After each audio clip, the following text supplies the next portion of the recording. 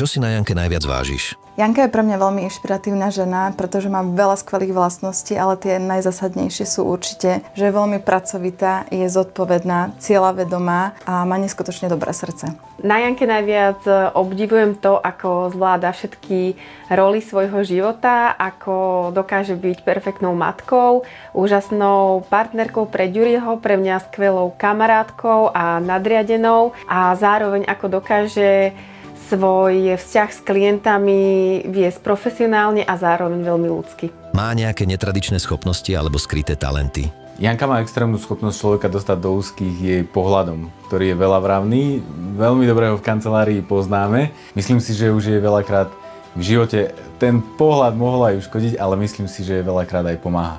Čo vás osobne inšpiruje na jej štýle práce? Aj keď je pod tlakom, nakoniec vie nájsť takú tú svoju pohodindu a ten jej výkon nestráca ľudský rozmer. V dnešnej dobe je to vzácna kombinácia. Čo si na svojej manželke najviac vážiš? Najviac si na Janke vážim jej nasadenie, jej tempo, ktoré ona dokáže udržiavať.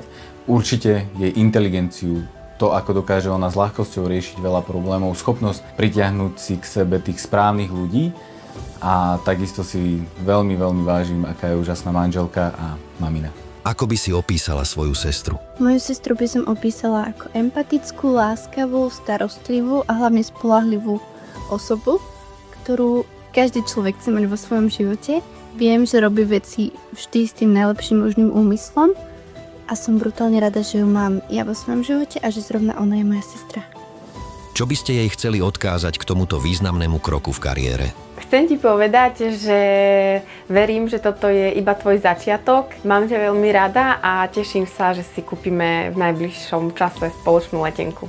Jani, prajem ti, aby sa ti darilo na novej pozícii direktorky.